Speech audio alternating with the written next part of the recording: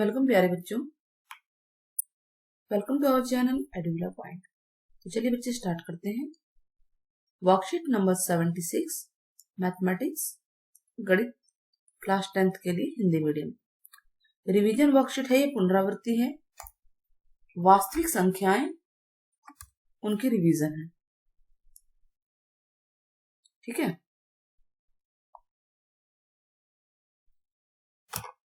थोड़ा सा इसको नीचे डाउन करते हैं।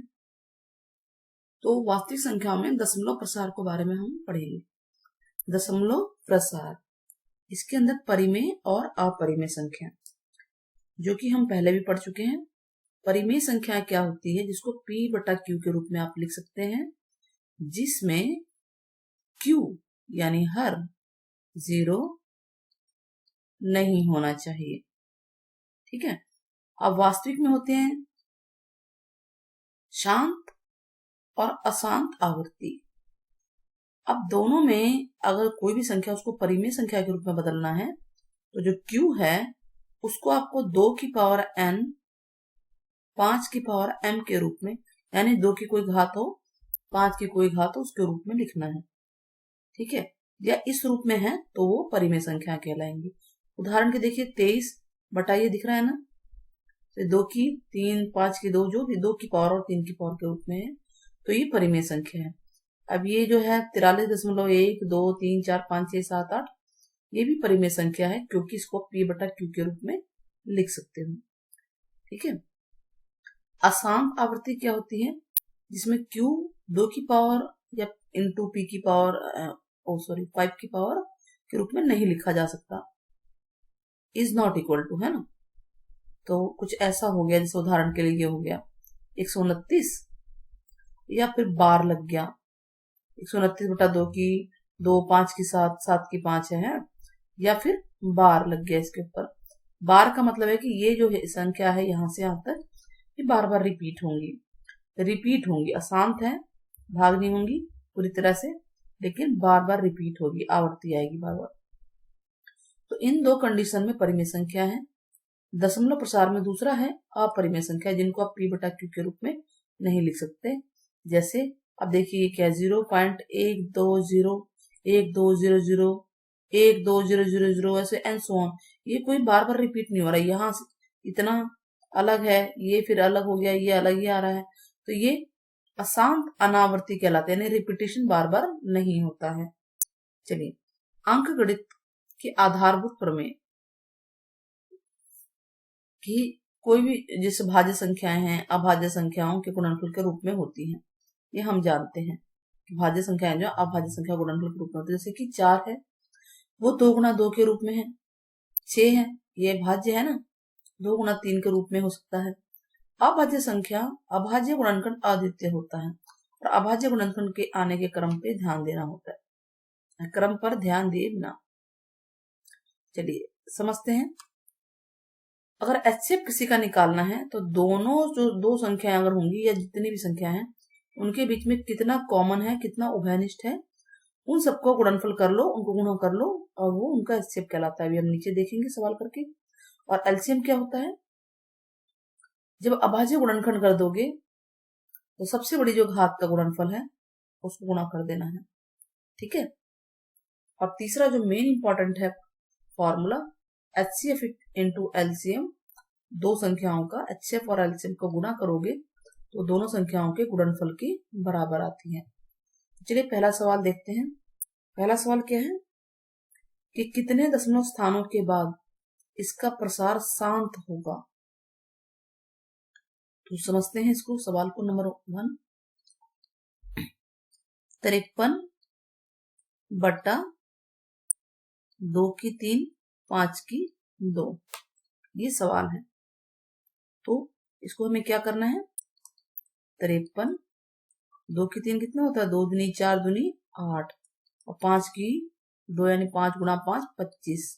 तो अब 53 हो गया, 25 8 200, 200 आ गया ना। अब इसको क्या करना है, भाग कर देना है। भाग करने का तरीका आसान है, आप सीधे इसको 2 से भाग कीजिए। पहले क्या आएगा, 2 दूनी 4, हासिल इसमें 1 गया, 2 छिक 12, फिर 1 बच जाएगा, 2 पंजे 10 पॉइंट के बाद। लेकिन 2 जीरो भी है नीचे, तो ये पॉइंट यहां ना लग के यहां लगेगा, ठीक है। तो यहाँ पे नहीं होगा, तो 265। तो कितने के बाद आया बताइए? सवाल क्या है, क्या कह रहा है सवाल कि दशमलव प्रसार बताना है। कितने दशमलव स्थानों के बाद? तो बताएंगे कि 3 दशमलव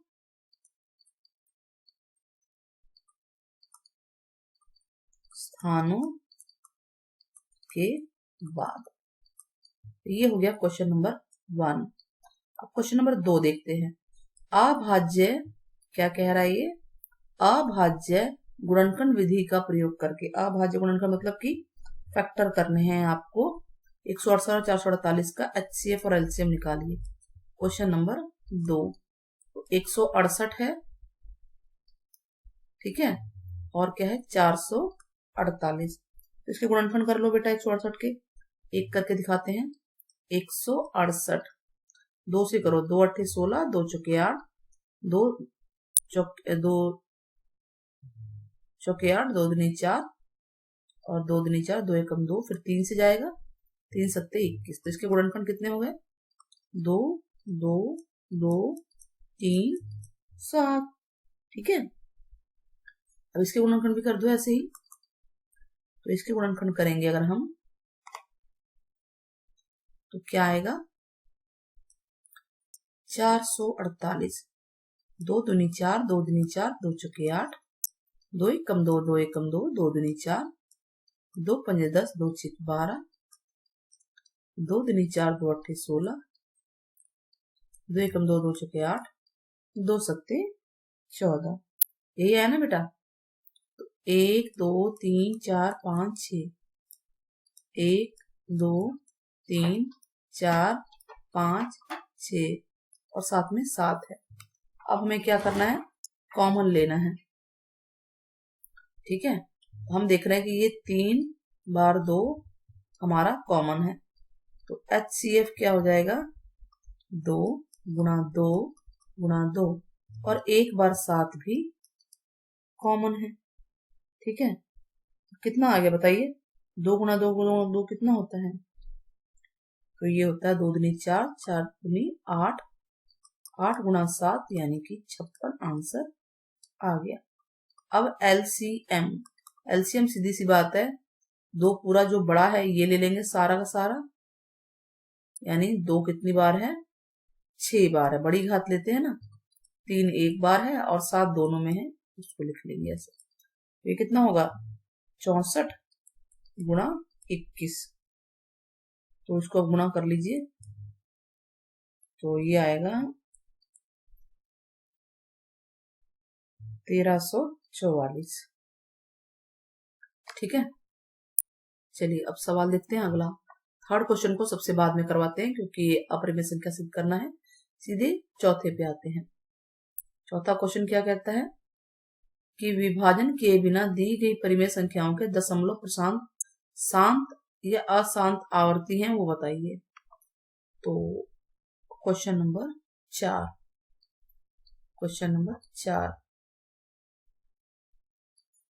ठीक है। इसका पहला क्वेश्चन 17/1600। हम क्या करेंगे? ध्यान रहे क्वेश्चन नंबर 4 करा, 3 सबसे बाद में कराऊंगी। तो इसके हम फैक्टर कर लेंगे 1600 के। 1600 के आप फैक्टर कर लेना, और भाज्य गुणनखंड सारे ऐसे ही। तो 2 अट्ठे, फिर 2 चौके, फिर क्या आया? 200 आया, 100 आया, 50, 25 और फिर 5 और 5, 1 2 3 4 5 6। तो ये हो गया 2 की घात 6 गुणा 5 की घात 2। हम ये देख रहे हैं कि ये 2 की घात के रूप में और 5 की घात के रूप में हो पा रहा है, ठीक है। तो यहां हम लिखेंगे, यहां हर 2 की घात n गुणा 5 की घात m के रूप में है। ठीक है, तो क्या कहलाएगा? शांत कहलाएगा दशमलव प्रसार। ठीक है, तो इसीलिए लिखेंगे 17/1600 का दशमलव प्रसार शांत है। ठीक है, अब सेकंड पार्ट क्या है, चलिए देखते हैं सेकंड पार्ट क्या है। 45/2 की 3, 5 की 2, 7 की 2। 45/2 की 3, 5 की 2, 7 की 2। एक बार और दोबारा देख लेते हैं। हाँ, ठीक है, तो ये है हमारा सेकंड क्वेश्चन, फोर्थ का सेकंड पार्ट। तो ये तो ऑलरेडी है ही, हम ये देख रहे हैं कि यहाँ पे 7 अलग से है, तो यहाँ लिख देंगे, यहाँ हर 2 की n गुणा 5 की m के रूप में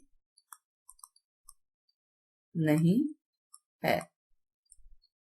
ठीक है, तो दशमलव प्रसार क्या होगा? दोनों में से ऑप्शन था ना हमारे सामने, अशांत आवर्ती, तो इसीलिए लिख देंगे, इसीलिए इसका दशमलव प्रसार अशांत आवर्ती है।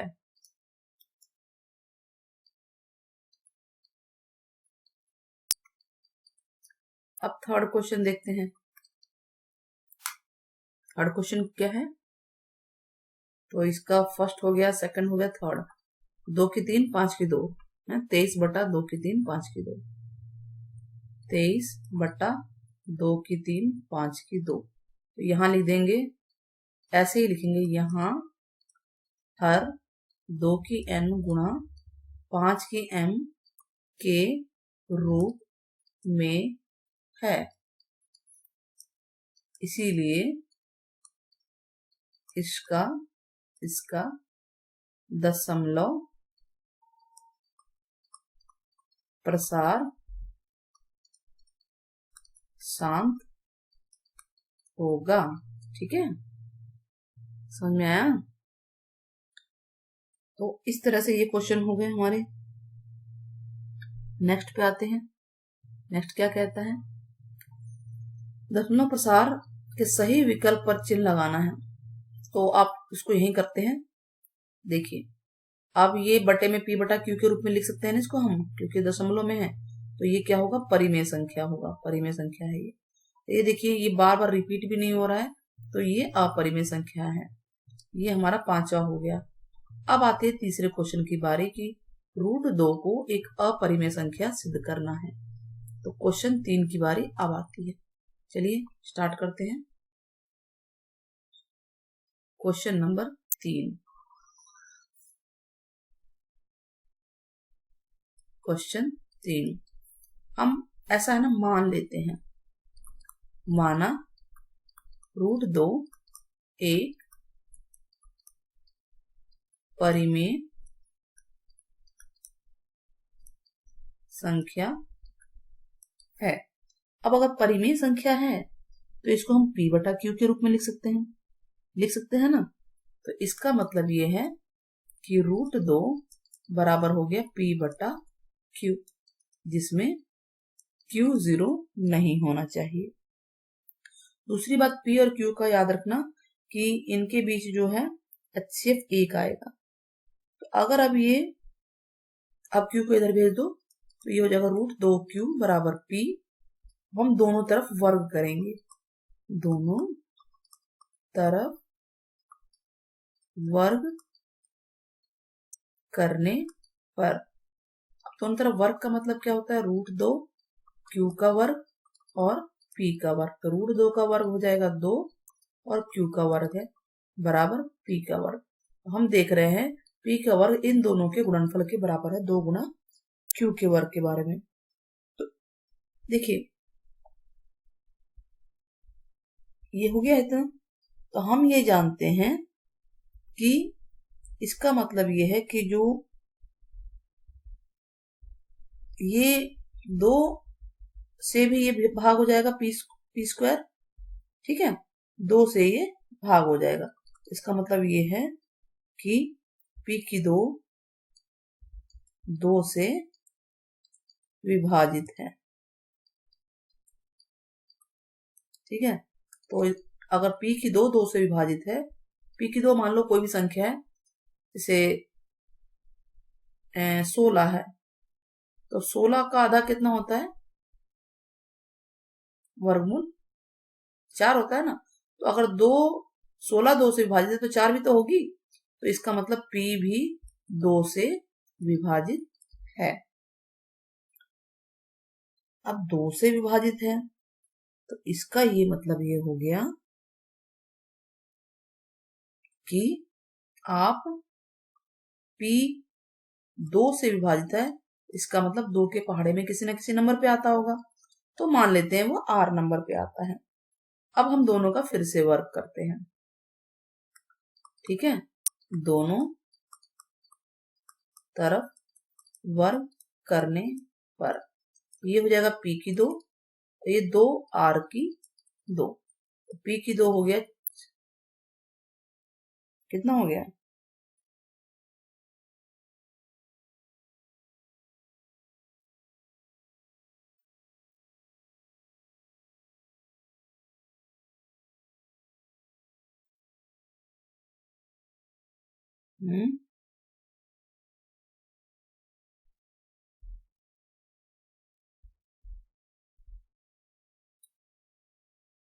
यहां पर आप इसको यहां रखिए, ये जो है ना इस वैल्यू में पुट कीजिए P की वैल्यू। हाँ, तो पहले पुट करेंगे हम इसको, हम ये दोनों तरफ वर्क नहीं करेंगे, थोड़ा सा इधर उधर ध्यान चला गया था, कोई बात नहीं बच्चों।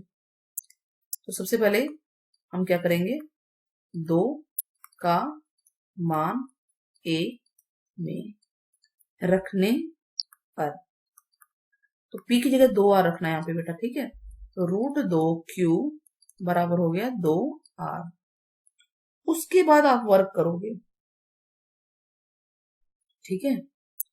अब वर्क करो, दोनों तरफ वर्क करो, ये हो जाएगा 2Q² बराबर 4R²। तो इससे ये कटेगा, 2 आ जाएगा यहाँ पे, तो Q² बराबर 2R²। इसका मतलब क्या है, इन दोनों को गुणा करने पे Q² आता है ना, यानी Q² 2 से विभाजित है, और Q² 2 से विभाजित है तो Q भी होगा 2 से विभाजित, ठीक है। ये भी 2 से विभाजित होगा। देखिए P भी 2 से विभाजित है और Q भी 2 से विभाजित है, तो दोनों ही 2 से विभाजित है, तो दोनों का HCF क्या आ जाएगा? HCF P और Q का आएगा 2, लेकिन क्योंकि कोप्राइम है तो इनका HCF क्या होना चाहिए? ये तो HCF क्या होना चाहिए बताइए? 1 होना चाहिए, कुछ भी कॉमन, ठीक है। तो हम लिखेंगे कि लेकिन P और Q का HCF, P और Q का HCF 1 होना चाहिए, और ये विरोधाभास है, ठीक है, विरोधाभास है, विपरीत सिचुएशन है। तो यानी हमने जो माना था कि √2 को परिमेय संख्या, वो गलत है, तो इसीलिए √2 एक अपरिमेय संख्या है। और ये बेटा जरूर आएगा इस तरह का क्वेश्चन, तो आप इसको अच्छे से प्रैक्टिस कीजिए, √2 की जगह √3, 4, 5 आप लिख सकते हैं। तो आई होप आपको समझ में आ गया होगा। तो थैंक यू बच्चे, और शेयर सब्सक्राइब जरूर कीजिएगा।